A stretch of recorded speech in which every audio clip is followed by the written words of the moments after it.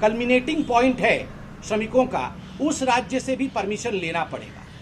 आप उदाहरणार्थ अगर श्रमिक महाराष्ट्र से निकल करके बंगाल जाना चाहते हैं तो महाराष्ट्र के सरकार की भी परमिशन की आवश्यकता पड़ेगी वहां से ट्रेन निकलने के लिए, और बंगाल के सरकार की भी परमिशन की आवश्यकता पड़ेगी वहां ट्रेन को रिसीव करने के लिए। आपको आज बताते हुए मुझे बहुत दुख हो रहा है कि लगभग ओरिजिनेटिंग जो परमिशन होता है ओरिजिनेटिंग स्टेट्स तो परमिशन दे रहे हैं, किंतु रिसीव करने वाले स्टेट्स, बहुत ऐसे स्टेट्स हैं जिनका मैं उदाहरण दूंगा, अभी संख्या के साथ दूंगा, वो परमिशन नहीं दे रहे हैं और वो राजनीति भी कर रहे हैं। कौन से ऐसे राज्य हैं जिन्होंने कितने कितने संख्या में ये परमिशन दिया है श्रमिकों के ट्रेन को लाने के लिए? मैं इसका आंकड़ा रख रहा हूं। उत्तर प्रदेश बधाई का पात्र है। योगी सरकार ने उत्तर प्रदेश में 487 ट्रेन्स को परमिशन दिया है उत्तर प्रदेश में प्रवेश करने के लिए। तो जो उत्तर प्रदेश के श्रमिक हैं हिंदुस्तान के भिन्न भिन्न राज्यों में, आज वो उत्तर प्रदेश में प्रवेश कर पा रहे हैं क्योंकि योगी सरकार ने 487, लगभग 490 ट्रेन ऐसे हैं जिनको परमिशन उत्तर प्रदेश की सरकार ने दिया। ठीक उसी प्रकार नीतीश कुमार भी बधाई के पात्र हैं क्योंकि बिहार की सरकार ने 254, लगभग 254 ट्रेन ऐसे हैं जो बिहार में बिहार के जो श्रमिक अन्य राज्यों में थे उनके ट्रेन को परमिशन दिया है बिहार में एंटर करने के लिए। ठीक इसके विपरीत आप ममता बनर्जी की सच्चाई को देखिए। आपको जान के आश्चर्य होगा कि ममता बनर्जी के वेस्ट बंगाल ने अभी मात्र 9 ट्रेन, आज जब ये प्रेस कॉन्फ्रेंस हो रहा है, मात्र 9 ट्रेन को इजाजत दी है, परमिशन दी है वेस्ट बंगाल में प्रवेश करने के लिए। कहां तो उत्तर प्रदेश में 487, कहां बिहार में 254 और वेस्ट बंगाल के कई श्रमिक अन्य राज्यों में हैं, मगर केवल 9 ट्रेनों को अभी तक परमिशन दिया गया है। ठीक उसी प्रकार कांग्रेस शासित छत्तीसगढ़ के भी परिश्रमी छत्तीसगढ़ी भाई बहन हमारे कई राज्यों में कार्यरत हैं श्रमिक के रूप में। बहुत बड़ी तादाद में वो छत्तीसगढ़ पहुंचना चाहते हैं, किंतु कांग्रेस शासित छत्तीसगढ़ राज्य ने मात्र 10 ट्रेनों को अभी तक परमिशन दिया है अपने राज्य में प्रवेश करने का। तो छत्तीसगढ़ के लोग अन्य जगह पे बहुत परेशान हो रहे हैं।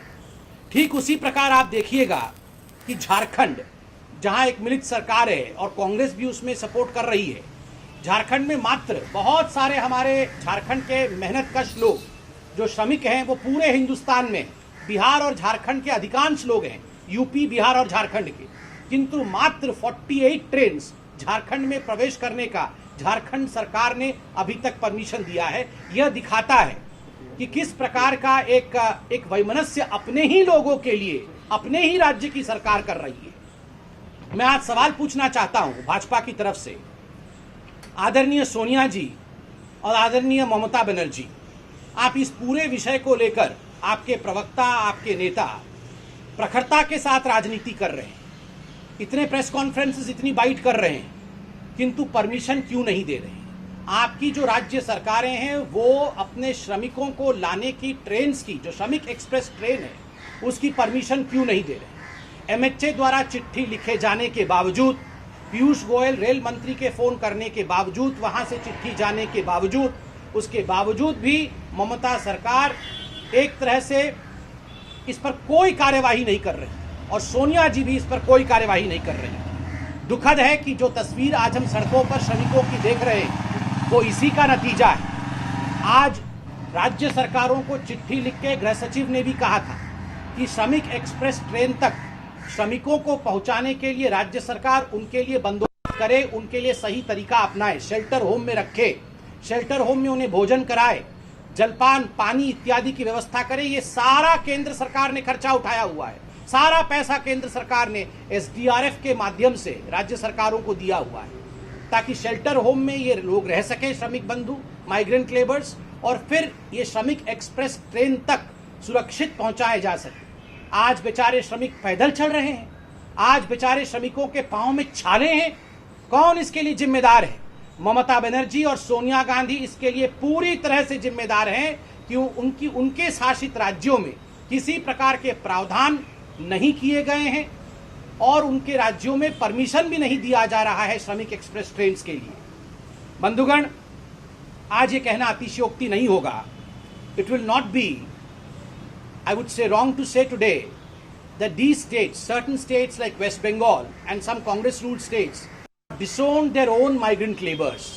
आज कुछ राज्यों ने अपने ही माइग्रेंट लेबर्स को, अपने श्रमिकों को एक तरह से पराया कर दिया है, उनसे हाथ खींच लिया है। आपको जान के आश्चर्य होगा कि जहां तक टीएमसी है वो इसमें भी एक कम्युनल एंगल देख रही है श्रमिकों को लाने में। अजमेर दरगाह से ट्रेन करके वहां से श्रमिकों को ले आती है। जो बंगाल के लोग अजमेर दरगाह में फंसे थे, वहां से तत्कालीन परमिशन देके ट्रेन करके अजमेर दरगाह से लोगों को ले आती है।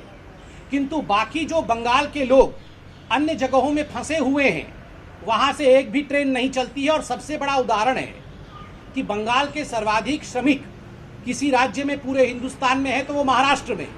मगर आपको जान के आश्चर्य होगा, महाराष्ट्र से बंगाल ने अभी तक एक भी ट्रेन चलने की अनुमति नहीं दी है, जिसका नतीजा हम बांद्रा में, जिसका नतीजा हम महाराष्ट्र के कई सड़कों पर आज हम देख रहे हैं। इसका जवाब कौन देगा? ममता बनर्जी जी को तुरंत प्रेस के सामने आकर न केवल बंगालियों से पूरे हिंदुस्तान में क्षमा मांगनी चाहिए, अपितु इस प्रकार के एक कम्युनल कलर से ये जो रिलीफ पहुंचाने की वो प्रयत्न कर रही है, उस पर भी जवाब देना चाहिए। अजमेर दरगाह के लोगों को लाया गया, कोई आपत्ति नहीं है, उन्हें भी लाना चाहिए। उत्तराखंड में भी फंसे हुए बंगालियों को लेकर आना चाहिए, यह भी ममता बनर्जी का ही दायित्व है। बंधुगण, बंगाल कोई साधारण राज्य नहीं है। What Bengal thinks today, India thinks tomorrow, ये कभी बंगाल के लिए कहा गया। 1971 में और उससे पहले 1947 में बंगाल ने बहुत बड़ा एक्सोडस और एक बहुत बड़ा माइग्रेशन देखा था। आप जानते हैं क्यों देखा था? पार्टीशन के कारण और युद्ध के कारण, बांग्लादेश के बनने के कारण।